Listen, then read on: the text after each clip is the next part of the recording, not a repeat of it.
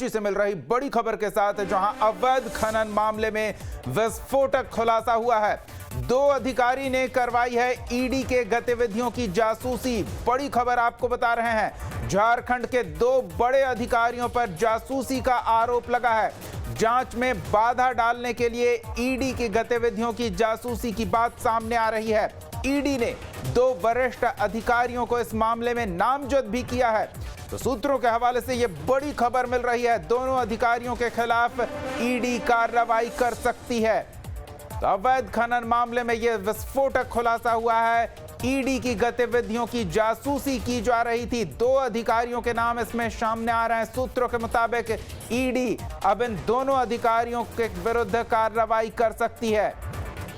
ED की गतिविधियों की जासूसी की यह जानकारी सामने आ रही है। बड़ी खबर इस समय की आपको बता रहे हैं, दोनों अधिकारियों के खिलाफ ईडी कार्रवाई कर सकती है। अवैध खनन मामले में जांच पड़ताल में जुटी है ईडी की टीम, और जानकारी ये सामने आ रही है कि ईडी की कार्रवाई को प्रभावित करने के लिए झारखंड के 2 बड़े अधिकारियों ने ईडी टीम की गतिविधियों की जासूसी कराई। जांच में बाधा डालने के इरादे के साथ ईडी की गतिविधियों की जासूसी करवाए जाने की ये जानकारी मिल रही है। सूत्रों के हवाले से ये बड़ी खबर, विस्फोटक जानकारी। आपको बता दें कि ईडी द्वारा पूछताछ के लिए पुलिस अधिकारी को बुलाए जाने के मामले में झारखंड सरकार ने कड़ा रुख अपनाया था, और इस मामले में ईडी के अधिकार क्षेत्र को लेकर कोर्ट के दरवाजे खटखटाए गए थे। अब ईडी की गतिविधियों की जासूसी की ये जानकारी सूत्रों के हवाले से मिल रही है।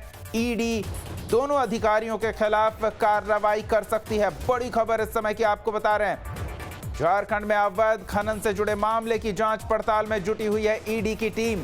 पूरी जानकारी के साथ सहयोगी राजेश तोमर जुड़ रहे हैं। राजेश, वाकई में अगर ऐसा हुआ है तो ये विस्फोटक जानकारी है। ईडी की जांच में बाधा डालने के इरादे से उसकी गतिविधियों की जासूसी कराए जाने की जानकारी मिल रही है। पूरी जानकारी चाहेंगे इस बारे में।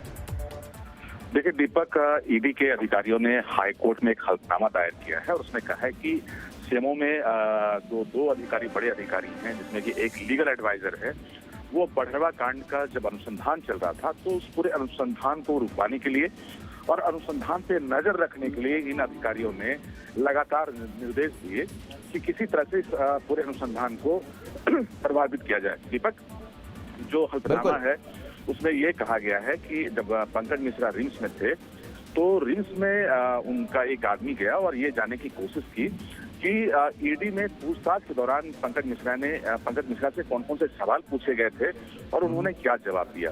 इसके अलावा जब पंकज मिश्रा रिम्स में थे तो वहां से लगातार कॉल किए जा रहे थे उनके निर्वाचन क्षेत्र से, और ये पता करने की कोशिश की जा रही थी कि कौन कौन लोग अनुसंधान में हैं।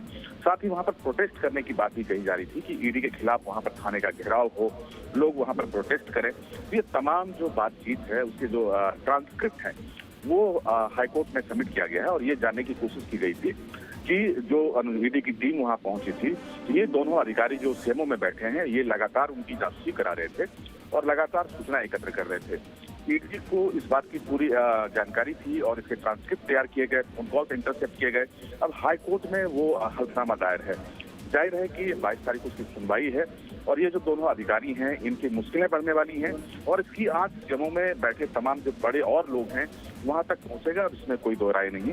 तो जो बढ़वा टोल प्लाजा मामला था जिसमें कि आलमगीर आलम और पंकज मिश्रा आरोपी हैं, और ये शंभुनंदन कुमार का केस है, मामला आगे बढ़ेगा और ये देखना बड़ा दिलचस्प होगा कि आने वाले समय में और क्या खुलासे होते हैं और कौन कौन से अधिकारी सामने आते हैं। बिल्कुल राजेश, ईडी की जांच पर ब्रेक लगाने का प्रयास पहले भी हो चुका है। जब एक पुलिस अधिकारी को ईडी ने जांच के लिए बुलाया तो झारखंड सरकार ने ईडी के अधिकार क्षेत्र को लेकर कोर्ट का दरवाजा तक खटखटाया है। देखिए दीपक, जो बढ़वा टोल प्लाजा मामला है जिसमें कि पंकज मिश्रा और आलमगीर आलम जिस फोन कॉल से बातचीत की थी और शंभुनंदन को डराने की कोशिश हुई थी, वही ईडी के केस का आधार है, जो कि 1000 करोड़ रुपए का जो अवैध उत्खनन का जो आरोप लगा है। तो ईडी के पूरे चार्जशीट में बढ़वा थाना का मामला सबसे प्रमुख रूप से सामने था, क्योंकि प्रमोद मिश्रा जो कि तत्कालीन डीएसपी थे, 24 घंटे के अंदर में पंकज मिश्रा और आलमगीर आलम को क्लीन चिट दिया था, जबकि दूसरे आरोपी आज भी ऐसे ही यथास्थिति में है। तो ये पूछताछ के लिए उनको बुलाया गया था कि कौन सी ऐसी परिस्थिति थी जिसमें कि 24 घंटे के अंदर उनको क्लीन चिट दिया गया। पूछताछ से काफी कुछ सामने आता, लेकिन इस बीच प्रमोद मिश्रा जाने से इनकार इसलिए कर दिया कि सीएलपी के तहत सरकार सुप्रीम कोर्ट से अपील की थी और ये कहा था कि झारखंड पुलिस को या झारखंड पुलिस से किसी जांच पर ईडी कोई जांच नहीं कर सकती। ईडी कितने दायरे हैं, इसको लेकर सवाल खड़ा किए गए थे। मामला अभी लंबित है, लेकिन प्रमोद मिश्रा की जो पूछताछ है, जो कि बहुत ही अहम है, उस बात को लेकर ईडी ने एक तरह की हल्फनामा दिया है और आने वाले समय में प्रमोद मिश्रा से पूछताछ होगी, जो कि डीएसपी थे उस समय, और उसके बाद बहुत सारे ऐसे तथ्य सामने आएंगे और फिर मुश्किलें बढ़ने वाली हैं और ईडी की जो कार्रवाई है वो आगे की ओर जाएगी। बिल्कुल राजेश, और ऐसे समय में इस जानकारी का सामना आना जब विधानसभा का शीतकालीन सत्र चल रहा है, सरकार की मुश्किलें बढ़ती दिखेंगी। देखिए, जो दीपक अवैध उत्खनन मामला है और जिस चीज को लेकर ये जांच चल रही है, उसके बाद सीएमओ से 2 अधिकारियों का सामने आना और उसका सबूत पेश किया जाना अपने आप में एक बड़ा सवाल है। और इस बात का जब खुलासा होगा तो जाहिर है कि जो विधानसभा है, विधानसभा में इस बात को लेकर सवाल उठेंगे और हंगामेदार हो सकता है विधानसभा, क्योंकि आज विधानसभा होना है, तो जाहिर है कि ये सवाल भी उठेंगे वहां पर। दीपक, पूरे अगर आप घटनाक्रम को देखें तो जिस तरह से ईडी की कार्रवाई चल रही थी, बाद में प्रमोद मिश्रा वहां नहीं पहुंचे, जो डीएसपी थे उनको रोकने की कोशिश हो रही थी और सीएम की तरफ से तमाम ताकतें लगाई जा रही थी। अब जो हाईकोर्ट में हल्फनामा है उसमें ईडी ने साफ तौर पे ये कहा है कि उनके पास वो तमाम सबूत हैं, ट्रांसक्रिप्ट है, जिसमें जांच प्रभावित करने की पूरी कोशिश और कवायद हो रही थी। अब हाईकोर्ट का क्या कल स्वरूप होता है, ये 22 तारीख को सुनवाई है, उसके बाद बिल्कुल साफ होगा कि इसके जज में कौन कौन से अधिकारी हैं जो जांच को प्रभावित कर रहे हैं। और सबसे जो इसमें चौंकाने वाला बात है कि ये जो दोनों अधिकारी हैं वो सीएमओ में है, जिसमें कि एक लीगल एडवाइजर भी है। तो जाहिर है कि जो मुश्किलें हैं वो ना सिर्फ अधिकारी बल्कि जो सीएम है उनकी भी मुश्किलें बढ़ने वाली हैं। चलिए, तो नजर बनाए रखे राजेश। फिलहाल इन तमाम अपडेट के लिए बहुत बहुत धन्यवाद। तो ईडी की जांच अवैध खनन से जुड़ी उसे प्रभावित करने का प्रयास हुआ और ईडी अब इस मामले